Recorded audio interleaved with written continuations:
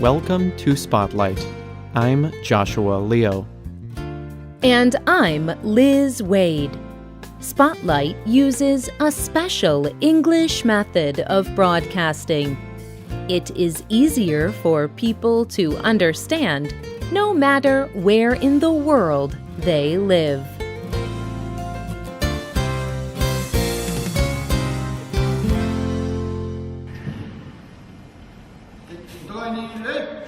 A small woman bows.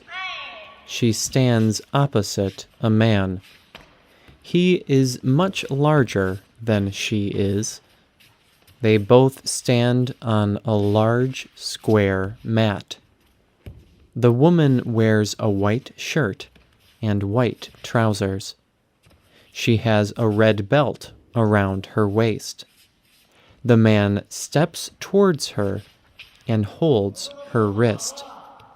The small woman moves her body quickly. The man lands on the mat on his back. He stands up. Again, the woman flips him over onto the floor. How can such a small woman do this? This woman is an expert in judo. Judo is a martial art. It is a structured kind of fighting. People practice it as an art form.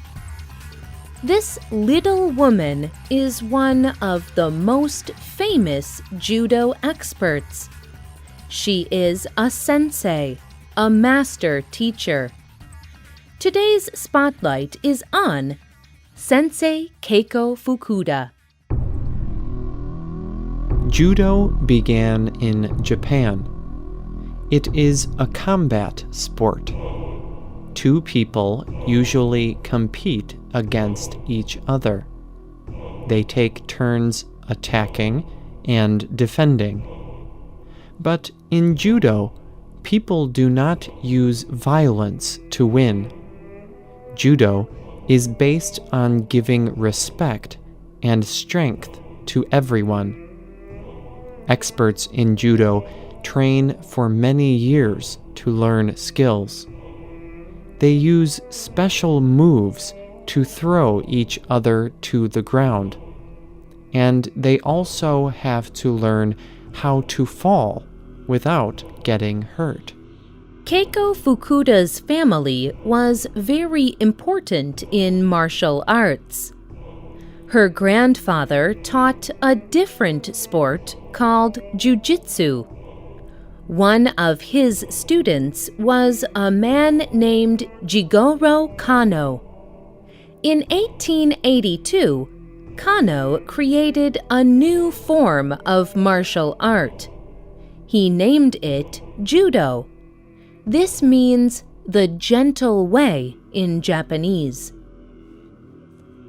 The main idea of judo was that gentleness can control hardness. Judo teaches people to use less effort but get a greater result. Jigoro Kano wrote a book about judo. In it, he describes judo this way. Using force against a more powerful opponent will result in your defeat. But moving and avoiding your opponent's attack will cause him to lose his balance.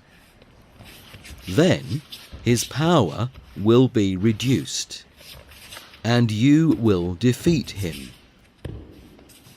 This can apply even with differences in power. So it is possible for weaker people to beat much stronger ones.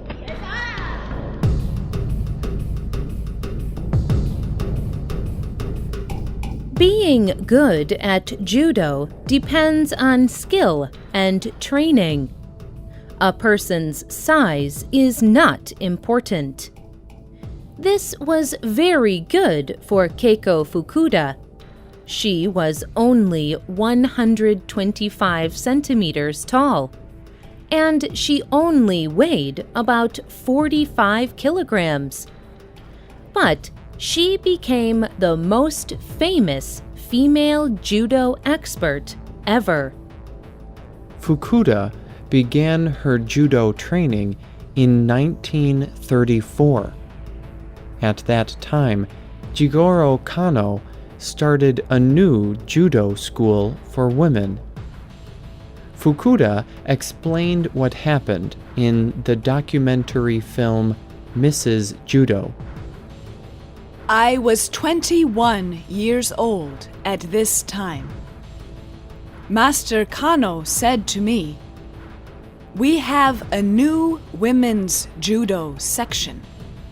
So therefore, please come." When I heard that, there was nothing left to question. Judo soon became the most important part of Fukuda's life. She practiced judo through many difficulties. At the time, Japan was fighting in World War II. Tokyo was a very dangerous city. But Fukuda was determined to learn. She traveled across Tokyo every day to practice and teach judo. Fukuda gave up many things to do judo. She even chose not to have a husband and family. Fukuda knew that without a husband, people would not give her as much respect. But she also knew that she could not do judo if she had a husband. So she made a very difficult choice. Even as an old woman, Fukuda cried about giving up marriage. She said, That was my marriage. I chose judo over marriage. I never imagined I would live so long with this. There were also other difficulties for women in judo. For many years, women could not move up to the higher levels of judo. Judo levels are called dans. Students wear different colored cloth belts around their waists. Each color represents a different level of ability. the highest level belt color is black. There are 10 degrees or dans in the black belt. Very few people reach the 10th level. To be a 10th dan, people must do more than be good in judo skills. They must give something to the art form of judo. This could be teaching students or writing a book. When Fukuda was training, the Judo Institute had some different rules for women. Women could not go higher than the 5th dan. By this time, Keiko Fukuda was one of the greatest experts in judo. She knew it was not fair that she could not move to a higher dan. But Fukuda continued to practice judo. She became a sensei, a master teacher. She wrote books and taught around the world. In 1966, Fukuda was in California in the United States. People at Mills College saw her judo demonstration, and they quickly offered her a teaching job. Fukuda took this position and moved to the U.S. Later, she opened her own judo school in California. Fukuda taught there for over 40 years.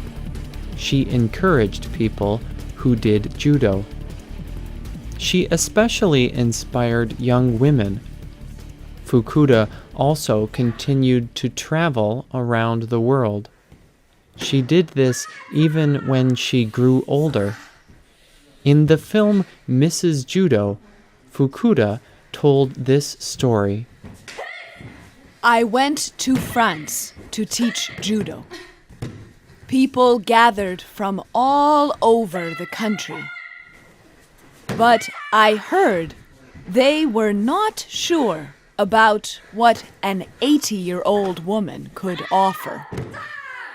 They became sure when I showed them all 40 throwing techniques.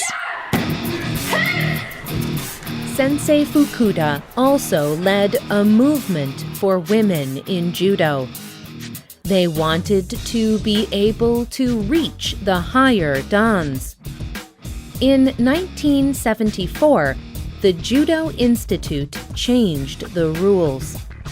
Now, women had no limits in judo. Over time, Fukuda moved up to the 9th dan. Then, in 2011, Fukuda's dream came true. USA Judo awarded her the 10th dan. She was 98 years old. Sensei Keiko Fukuda died in February 2013. She was almost 100 years old. But judo students will never forget her influence, and they will not forget her most famous teaching. Be strong, be gentle, be beautiful.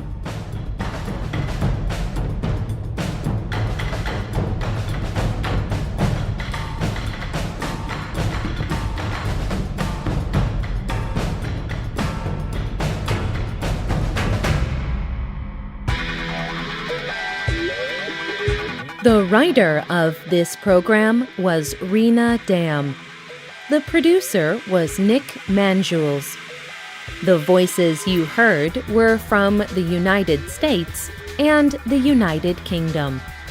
All quotes were adapted for this program and voiced by Spotlight. You can listen to this program again and read it on the internet at www.radioenglish.net. This program is called Sensei Fukuda, Strong and Gentle. You can also leave your comments on our website, or you can email us at radio@radioenglish.net. You can also find us on Facebook. Just search for Spotlight Radio. We hope you can join us again for the next Spotlight program. Goodbye.